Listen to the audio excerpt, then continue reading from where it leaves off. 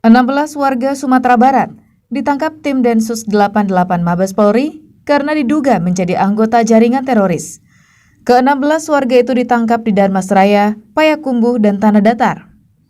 Di Darmasraya sendiri, polisi menangkap 12 orang di beberapa tempat, yakni di Nagari Sungai Kambut, di Nagari 4 Kota Pulau Punjung, dan di Nagari Sungai Dare. Selain menangkap, polisi juga menggeledah rumah terduga teroris. Selama penggeledahan berlangsung, lokasi tersebut dijaga ketat anggota BRIMOB.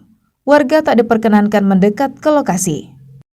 Kita membenarkan adanya tindakan kepolisian yang dilakukan oleh Satgas Den 88 Mabes Polri di wilayah Polda Sumatera Barat.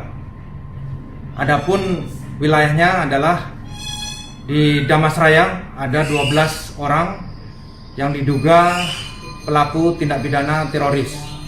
Kemudian di Tanah Datar ada 4 orang. 4 orang ini 2 ditangkap di wilayah Payakumbuh. Ke-16 warga yang diduga anggota jaringan teroris itu dibawa polisi ke Mabes Polri di Jakarta untuk menjalani pemeriksaan secara intensif.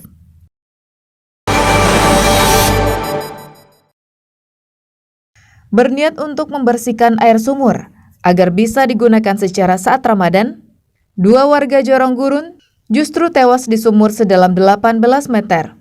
Peristiwa itu terjadi saat seorang warga masuk ke sumur untuk mengangkat sampah dan endapan lumpur yang ada di dasar sumur, agar air sumur kembali jernih seperti sedia kala. Namun baru 2 menit berada di dalam sumur, Syaiful tak lagi menyahut saat dipanggil.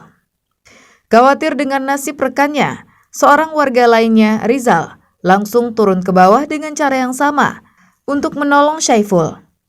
Tapi Rizal bernasib sama, hanya menyahut sekali saja saat dipanggil warga lain yang berada di bibir sumur. Melihat kondisi tersebut, warga lainnya tak berani masuk ke sumur untuk menolong, tapi melaporkan ke BPBD Tanah Datar. Tim SAR yang datang ke lokasi butuh waktu yang lama untuk mengevakuasi korban karena harus menggunakan peralatan panjat tebing. Polisi tak bisa memastikan penyebab kematian korban, apakah karena keracunan CO2 atau justru kekurangan oksigen, karena pihak keluarga tak berkenan dilakukannya otopsi pada kedua jenazah itu.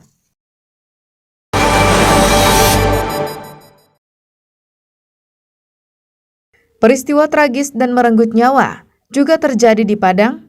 Seorang kakek-kakek yang berusia 70 tahun tewas terjepit di atas sebuah pohon.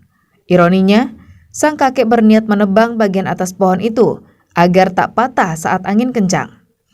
Namun naas, sedang asik menebang ranting yang berpotensi patah dan menutup jalan, dahan kayu yang berada di atas kepala sang kakek justru patah dan menjepit lansia tersebut.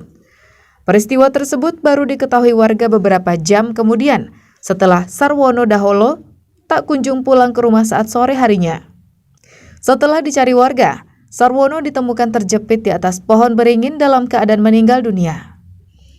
Anggota pemadam kebakaran Padang yang datang ke lokasi untuk mengevakuasi jasad Sarwono mengalami kesulitan. Pasalnya, evakuasi dilakukan di atas bukit yang tak memiliki penerangan yang cukup. Setelah berjibaku selama 2 jam, jasad Sarwono berhasil dievakuasi dan dibawa ke Rumah Sakit Bayangkara Polda Sumbar untuk diotopsi.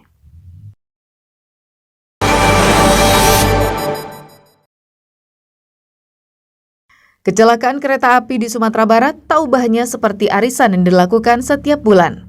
Dalam tahun ini saja, telah terjadi 4 kali kecelakaan.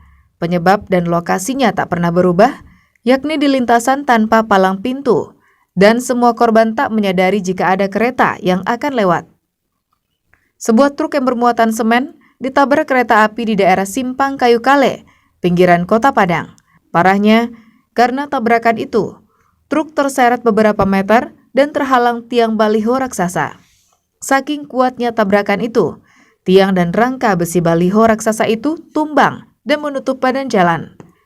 Akibatnya bisa ditebak, Jalan Adinegoro macet total selama beberapa jam. Polisi dan petugas dari kantor SAR Padang berjibaku mengevakuasi rangka besi baliho raksasa itu agar kendaraan bisa lewat.